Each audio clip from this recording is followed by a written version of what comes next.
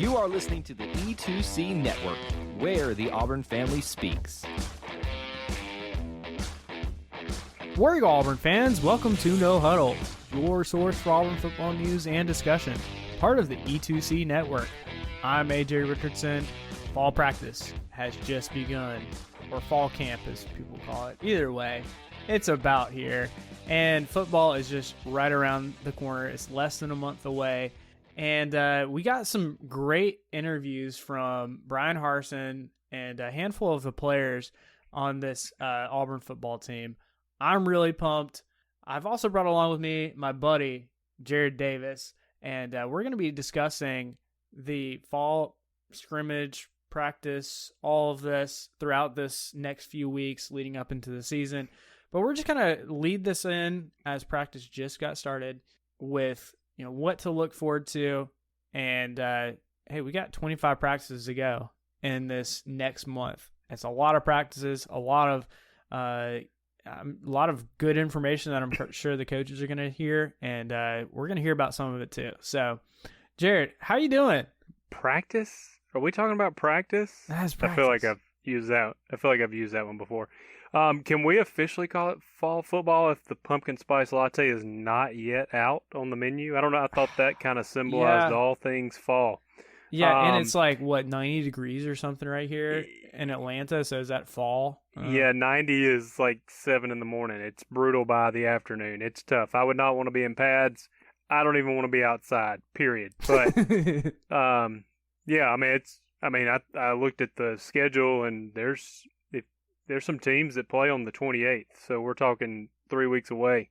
Wow. There's college football all day long that day. I don't know that any of them are worth watching, but it is college football, so I will be watching, and I did watch at least the first quarter of the Hall of Fame preseason game the other night. So I'm ready, man. I'm excited. Yeah, and I think CFL just kicked off, and Auburn's got some players like Nick Marshall and Ryan Davis in it. So, hey, that's already started, and they've had some electric plays that I've seen some highlights of. I haven't watched any games yet, but the highlights, like football's here, and that anytime that gets, I just get excited about it. I don't know how Ryan Davis gets himself up to go do anything anymore. Like when you run back a kick, yeah, possibly the greatest play in the history of college football. I don't even know how Are you get talking excited. about Chris Davis, though? Oh, man, you're right. Yeah, I'm terribly sorry. Forgive me. The David, and my last name's Davis. That whole thing threw me off. Yeah. Okay, forget all that. But if Chris Davis is playing anywhere, I don't know how he gets motivated. Ryan was he the little slot receiver we had? Yeah. Oh, yeah. He was awesome, man. Yeah, his connection to, I think it was Jarrett Stidham at the time, like, they were so good. And then Ryan Davis, I feel like, knew how to miss guys. He broke some ankles against Alabama. Oh, yeah. Yeah, 2017 for sure. He was a huge part of that success in 2017. Yeah, no doubt. But, Jared, let's talk about this year and talk about some of the things that we got from this. A few of the key things that I picked up. So 25 practices, and NCAA brought in a new rule where only 9 of those 25 practices can be helmet and pads. So, full contact, hitting hard. There can be other practices as well, I think with like shells and that kind of stuff where you don't have all of your pads. But I think that's a interesting change that the NCAA did. I think probably more for player safety, less potential. I think one of the pros is less potential for injuries because of that, which I feel like that's one of the worst things when you hear during fall practice, like these players have been getting excited and they get injured right before the season. So I'm hoping that cuts down on some of those injuries.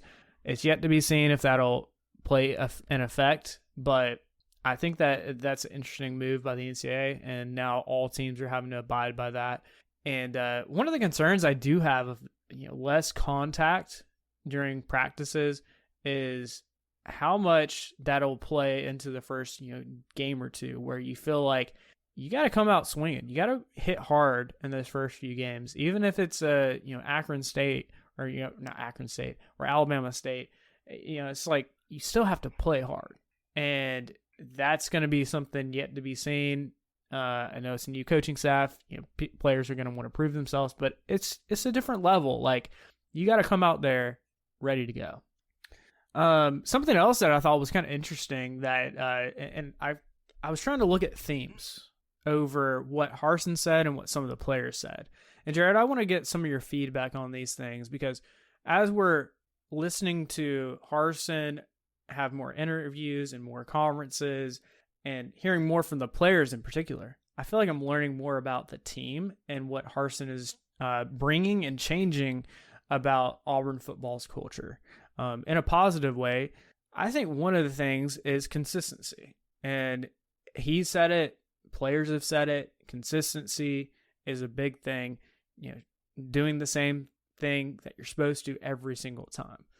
The second thing that I thought of, and players have said this, Coach Harsin has said this as well, being detailed and knowing what you're supposed to do when you're supposed to do it and the small details of all of that, which I think is, again, a positive thing.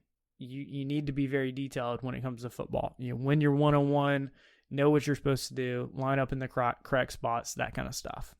The third thing that I got, and this was something that I feel like is kind of new, but I guess it makes sense as you're getting closer to the season, is the players and Coach Harsin are very focused. And being focused when you're coming into a football season is very key. So I'm very excited to see how those consistency, detailed, and focus-oriented aspects of what the players and the coaches are kind of teaching, how that transfers into what product we see on the field. Jared, any thoughts on those and kind of what the players and coaches have been saying about those characteristics about what this football team is becoming? Yeah, I mean, they're saying all the right things, and those are the things you need to master to be successful. You got to be very detail oriented. And he's got a track record of proving that. It just happens to be, out at Boise, and nothing against Boise, but the competition week in and week out is not the same. So you want to say, hey, I totally buy into this process, and it's without a doubt going to work. And I do think it is going to work. You just don't know. Correct me if I'm wrong, AJ, I think he currently is the third winningest active coach out there percentage-wise. And that gives you a confidence with his process. But again, until we got a season under our belt, you're going to keep saying, yeah, but it was Boise State. So, but he's saying all the right things. Look, I really liked Gus. I just think, there were times where I'm not even saying we weren't detailed with that. I just felt like it was a shorter list of details. I think it was a smaller, potentially like route running, for example. They might have been very detailed in it, so to speak, but it just wasn't a lot of detail there. They might have known what to do. There just wasn't much to do, if you get my drift. So I think this is going to be more complex, essentially probably more of a transfer to pro type playbook we're going to be dealing with. And we have two guys that, know what they're doing as far as quarterbacks for sure with Bobo and Harsin. So I'm excited, man. I know that you got all these clips of this is what we're looking at. This is what a player's doing. This is our focus, culture, details, and all that. We won't know, until middle of the year, but I do believe there is something to it, and I'm excited. Yeah, same here. And I like your kind of analogy too, because I think Gus was a detailed person. It was just way more simplified. It was, you do these 3 things very well, and you do them over and over and over. And I think Harsin's is going to be, these 7 things, these 10 things, and do them consistently over and over and over. And knowing those things in a detailed way is important. And I think that's a good, comparison to what Gus did with his system and what Bobo's trying to do with this multiple offense. And defensive too. Defense too. My very limited understanding of playbooks, which is basically EA Sports. That's it. My understanding is Gus basically said, "Hey, like this is the play. You do it no matter what. Like this is your route. You do it no matter what." I think if I'm understanding, reading between the lines for the past 8 months or so with Harsin, it's going to be more of a deal of like, hey, if you see the defense give you this option, we have trained you well enough for this is what you do instead. Mm-hmm. And I think that's going to be the difference. Now, that's tough to trust college kids to do that, especially when you haven't had a full year to implement playbooks. But I think that's also going to be what we're going to see from Bo Nix. Hey, we may see more checkoffs at the line of scrimmage. That doesn't mean we're not going to look over at the coaches, but I just feel like it's going to be, hey, you're right. There's 7 options versus 2, and we're not just going to put square peg round hole. If you see the defense give you this option, check out to it. Here's what we're doing. Everybody knows what to do now. Right, and that's what I'm hoping, because Harsin was asked specifically about how is Bobo and his offense at what he's had, how are they going to mesh, and he didn't necessarily give us a straight answer, but based on what the players said, I think that the key word here is downhill, because that's the key word that Shivers and both Tank Bigsby had said, and I think that'll be a good way to start out with the inexperience of our wide receivers. You got to start out that way, downhill, and as we get comfortable and the wide receivers get more touches of the ball, that'll make Auburn's offense maybe less downhill and a little bit more air raid, a little bit, not a crazy air raid or anything, not like what's his face, Mike Leach's crazy air raid offense, but you know what I mean, like more passing involved with it that's downfield and not just a little screen here or a pass out of the backfield to a wide receiver, something like that.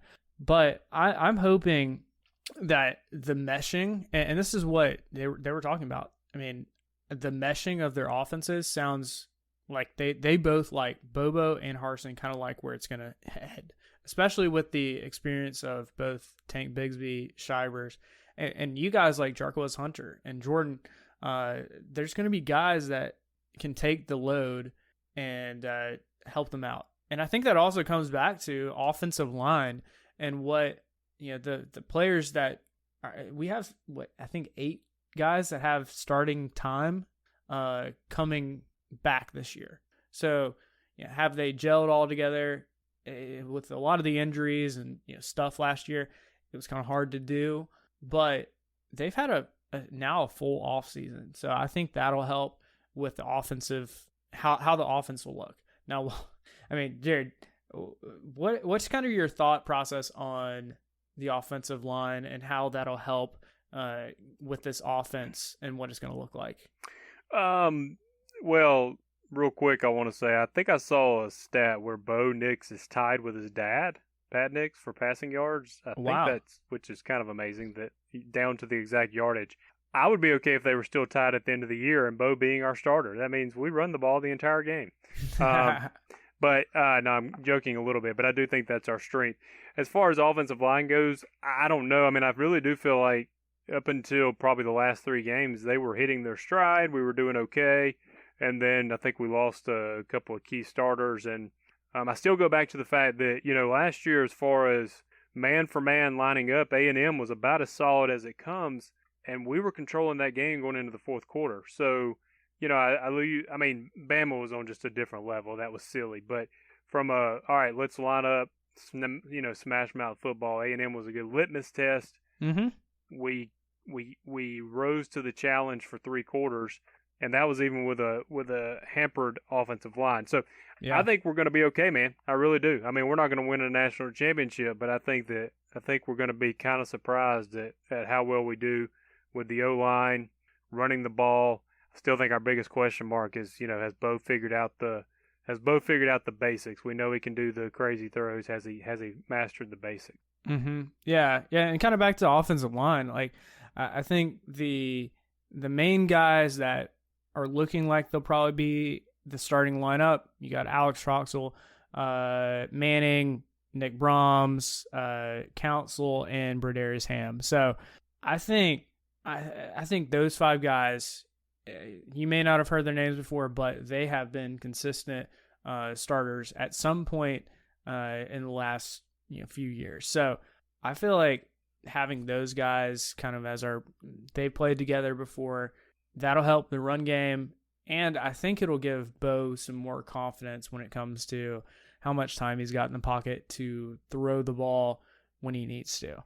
Didn't you say Braum was on a first team All SEC watch list or something? That one went right over my head. I did not realize that until I was looking him up. But yeah, he was first team or preseason all SEC team. So, I mean, he's getting some recognition. I mean, literally in the SEC, he was looked at as the number one center. And, I mean, he's a smart guy. I mean, I think he had an internship with Delta. Like, he's a smart guy. And for the most part, I didn't have any issues with him last year. So, I think it was just the overall offensive line having issues with guys getting injured and all that. So, I don't know. I think it's kind of interesting that they're gonna that he was on a list, but at the same time, he's also been here. He's a senior. He's been around the block a few times, and now he's ready to lead this team. So from that aspect, it doesn't shock me as much.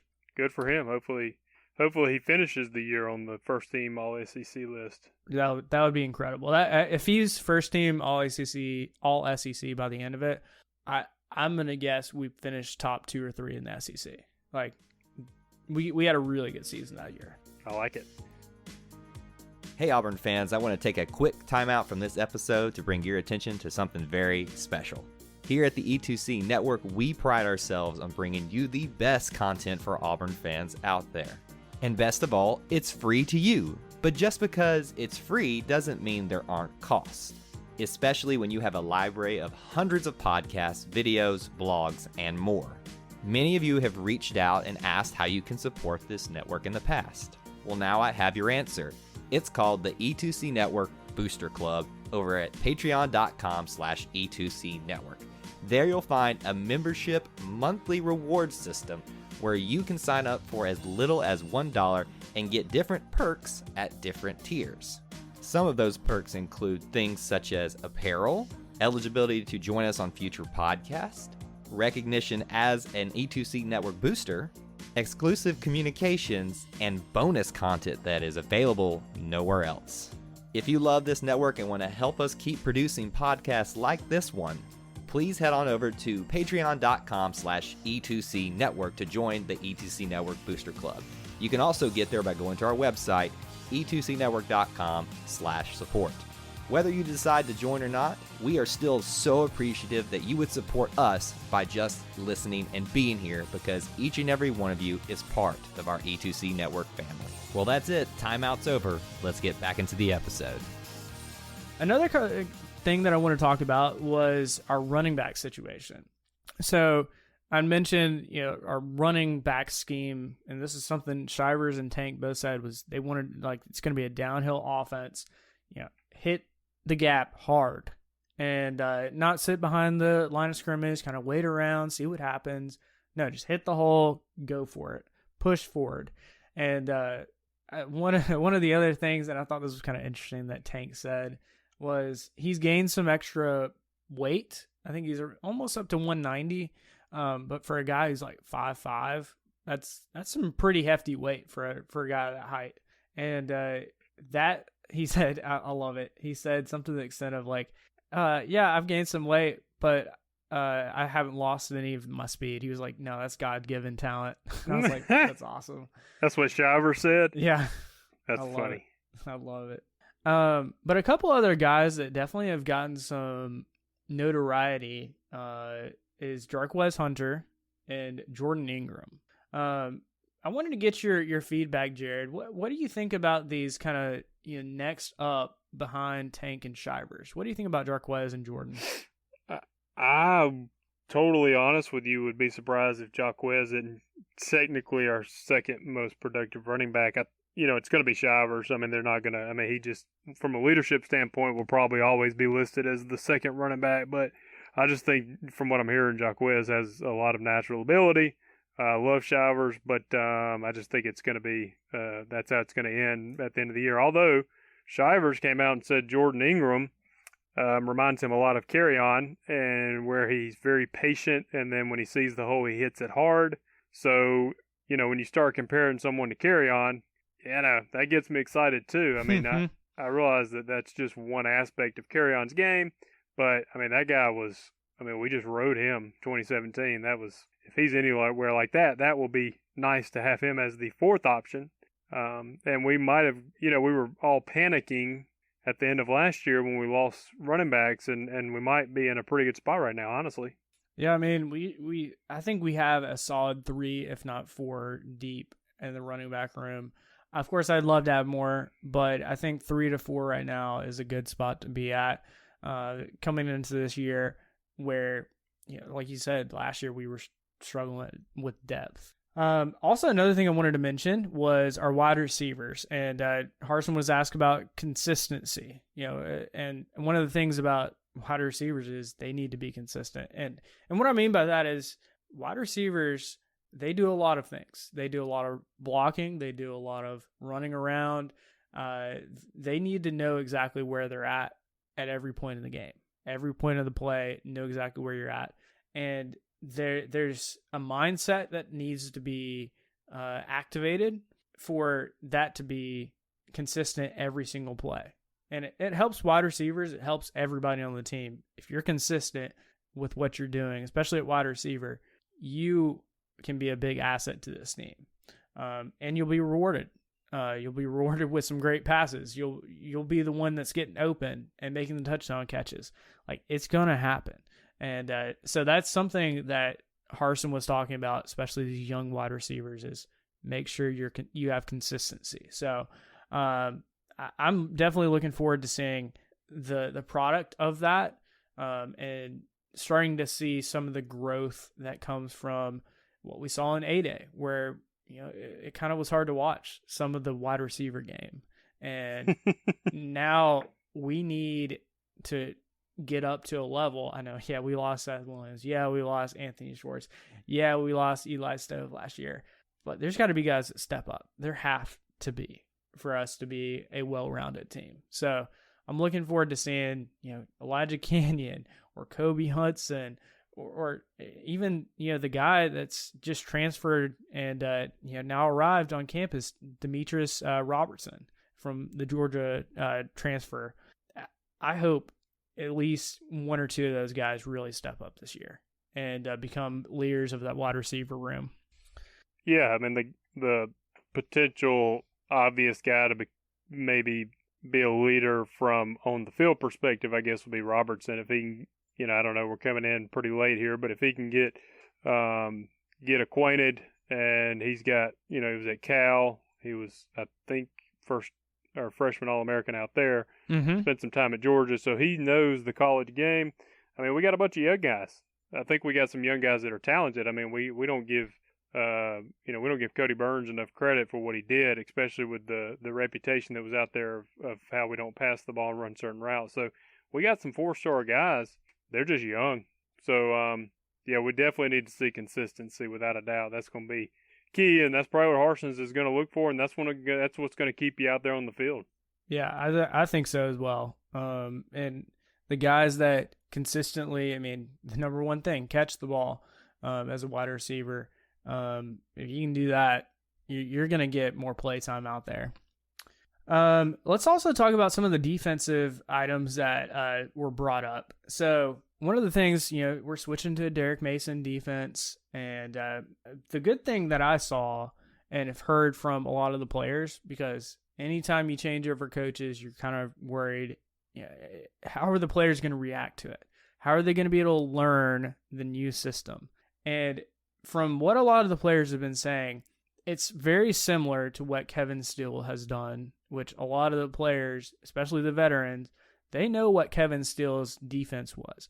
And Kevin's defense was a pretty solid defense. And now having Derek Mason come in, the similarities are still there. Yeah, we're going to line up a little bit differently, but the similarities are close enough that it's not this, oh, wow, what are we doing here? It's, oh, you make this small tweak to where you line up, and you do pretty much the same thing.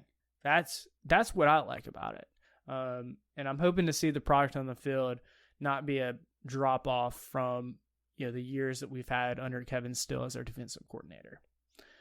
Jared, what do you think about Derek Mason and what he's doing with this defense? I keep being told he's a great asset and he was a great hire, and I truly think he is. I do think we have limited tape. I mean, he was at Stanford D coordinator there for only a few years, and then I think he got the Vanderbilt job. It's really just his energy, to me, that excites me. And listening to the players talk, I mean, I think Colby Wooden's talking about how he's got them flying around. Mm-hmm. He said he's got guys that, he's basically setting it up to where, you're going to have T.D. Moultrie and these guys coming off the edge. He's like, we're going to have a lot more sacks this year. This is Colby Wooden talking. So I think that, I think the energy that he brings, I think we got a young, energetic staff pretty much all in all. I mean, we got a young guy coaching the D-line. We got a young guy coaching the safeties, secondary. So I think we'll be ready mentally. I think we'll be ready with our energy. And, the only thing we've heard about Derek is that he knows how to coach defenses. So at that point, that's the scheme too. So we should check all three off. Yeah, I definitely think so. And I think it seems to be because if I was Derek Mason, head coach, you're CEO, transitioning to you're just focusing on defense. That's it. It would take me a minute to switch back. And it sounds like Derek Mason has jumped, feet first into this and ready to go. He wants to be the next best defensive coordinator in this league. And when that happens, he's probably going to get plucked up. And I think that's the inevitable. Like, he'll get another head coaching gig somewhere else after, a year or two. And that's another thing I think is kind of nice is Derek Mason isn't, completely throwing the defensive playbook out. He's saying, hey, this is my playbook. This is what we do. It's similar to what you've done in the past. And so, in a few years when I think Derek Mason probably leaves to go to, a head coaching gig somewhere else, I'm hoping that the transition after that point will be good. And that's, 2, 3, 4 years down the road, depending on how well Derek Mason does as a defensive coordinator. One other thing, and this has, been buzzing around on, message boards, Twitter, about what's happening with Tyrone Truesdell, because there's word on him potentially he's already left the team or he's going to be leaving the team. And the rumor is more of that it's a family reason that he's leaving the team. We have no official any statements from Tyrone or the team or coaches about this. So I just think if he is leaving the team, then we are going to have to step up on defensive line, because he, as I think it was a 4th or 5th year senior, mm-hmm. he was going to be a solid defensive line guy for us, and to not have him, it'll hurt a little. But I'm glad we were able to pick up some guys like Tony Fair that add some depth to our defensive line that have experience playing D1 college football. So, Jared, any thoughts on Tyrone potentially leaving the team if he's not already left the team? I don't know enough about it. I've heard the rumors you have that. Actually, all I've heard right now is that he's not listed on the roster, and I guess that's what started the rumors. So the preseason roster. So I don't know what's going on. I think he was a 5th year. I think he was utilizing that COVID exemption where last year didn't count. That's the only reason he was able to even come back. Yes, I mean he's a big body that we got to try to replace. I mean, on the one hand, if your only option is to come back for a 5th year, I don't know his stats to know how much he was helping us last year, but he is a big guy. Leadership wise, would have probably been a huge help. And you're right, we got the Tony Fair that came in. I don't know if that opens up more room for JJ Pegues. I'm not sure position wise as to what those two play in comparison, but maybe that opens up JJ to where JJ wouldn't have gotten it because, hey, that guy's a 5th year senior, sit back down. No, now we have to give you a shot. And maybe you're a freak of nature, which we've already proven he is. But, yeah. I mean. The dude can hurdle guys and 360 do spin hurdle. moves. Yeah. I mean, he's a freak of nature. Yeah. What? Maybe he gets his chance. You never know. Next man up. I mean, I think that's really going to be Harsin's mentality as well. I know everybody preaches it, but I think that's going to be the culture. Like, listen, next man up. You got to, this is your time to shine. Go make it happen. So we'll see. But you don't want to be losing any guys. I mean, let's just be honest. You don't want to lose any guys. But And if it's family reasons, I hope the best for him and his family. But it'll be interesting to see how that plays out. Yeah, definitely. And I'm sure as the next week or so progresses, we'll probably hear more about it and see what actually, was it a family reason or was it something else? And one other thing, and I wanted to get your thoughts on this because Harsin was asked about Texas and Oklahoma joining the SEC. We've discussed this before, but I loved Harsin's response. He said, so when's this happening? And the reporter was like, it's 2025. And Harsin, you could tell right out of his mouth, like he was ready to get some, snarky, sarcastic response out.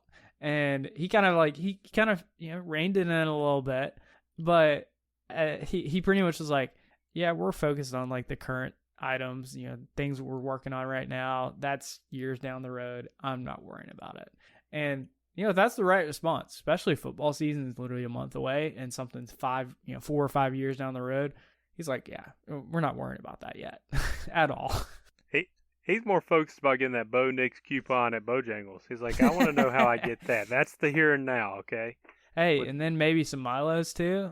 Give me a Milo sweet tea and a Bo Nix rate at Bojangles. Ooh, that's a deal. I think I think that's his mentality. I think, was it Kyle, or you were telling me, I think Kyle, who heads this whole podcast up for people that don't know, had kind of likened Harsin to a nicer Nick Saban. Is that correct? Is that what he was saying? Yeah. And this was on one of the YouTube lives I was watching that Kyle did. Or a funnier Nick Saban, sorry. Funnier. Yeah, kind of funnier, snarkier, like not as what's the word? Rigid, maybe, not as like yeah, and you know what? I mean, we all talk about Saban as much as we're on the other side of the state as Saban.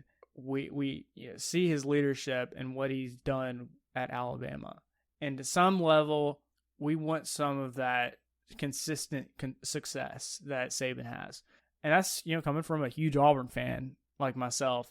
And Auburn's had their success. It's just been spurts. Like we'll get 2010, 2013, 2017. And even, some extent, like decent in even 2019. It wasn't the best season, but it was a freshman Bo Nix. And like, what do you expect? Like, you had some spurts of like really awesome things. And yet we are always kind of like, all right, we're looking at Saban. What's he doing? And I think Nick Saban's personality is kind of similar to Bryan Harsin's. And I think I agree with what Kyle was saying on the YouTube live is it's just we're doing things, we're focused, we're detailed, we're doing this, next man up, those kinds of things.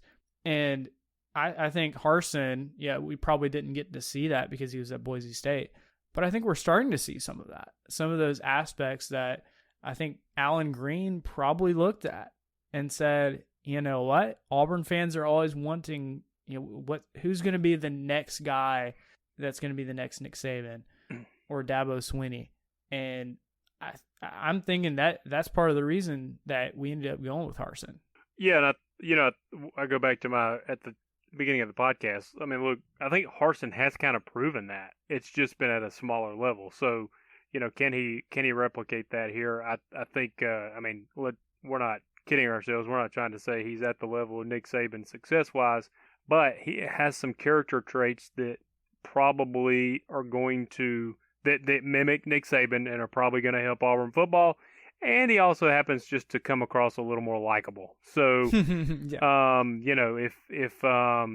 If you can mix those two, then he'll be a huge success. So yeah, I do agree with Kyle in that regard. I do see several characteristics that are similar. And, we won't know though. I mean, we're going to find out in about 4 weeks a little bit, but we won't know fully until, 4 months down the road. So it'll be a fun ride. Hopefully we'll have some success and, just get this thing rolling. Yeah, exactly. And Jared and I have plans for doing some off-season stuff leading up into the season. We're going to do our regular season preview and got some other topics as well. So stay tuned for those as football season is ramping up. We will get you some awesome conversations to talk about at the water cooler with some of your coworkers. Everybody's working at home, AJ. So what do we? What? So you can't share a water cooler anymore. Dang it! So what is the new analogy over Zoom session? I don't know. Yeah, your Zoom session. Yeah. Sorry, just messing with you. Yeah, no problem. Jared, any other final thoughts before we get out of here? No, just excited and ready to get it going. Need a little cooler weather, but it's about here, everybody. We're, like I said, 3 weeks away from live college football, so I'm excited. It's crazy. It is so crazy to be that close to some live college football, and just to think it's a regular, quote unquote regular off season, a regular season this year instead of doing an all conference game.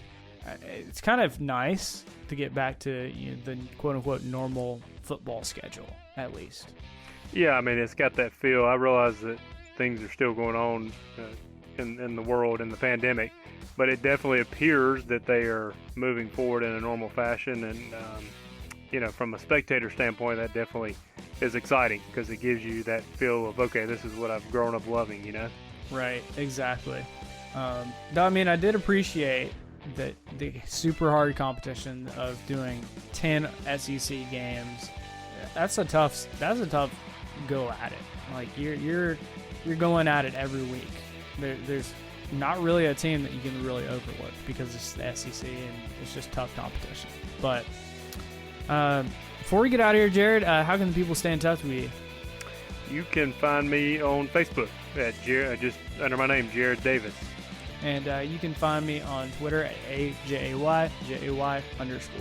It's always great to be an Auburn Tiger. And War Eagle. War Eagle.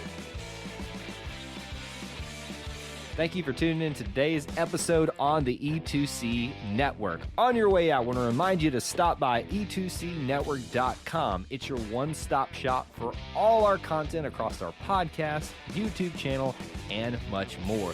To stay up to date with us, make sure you're following social media accounts such as Facebook, Twitter, and Instagram.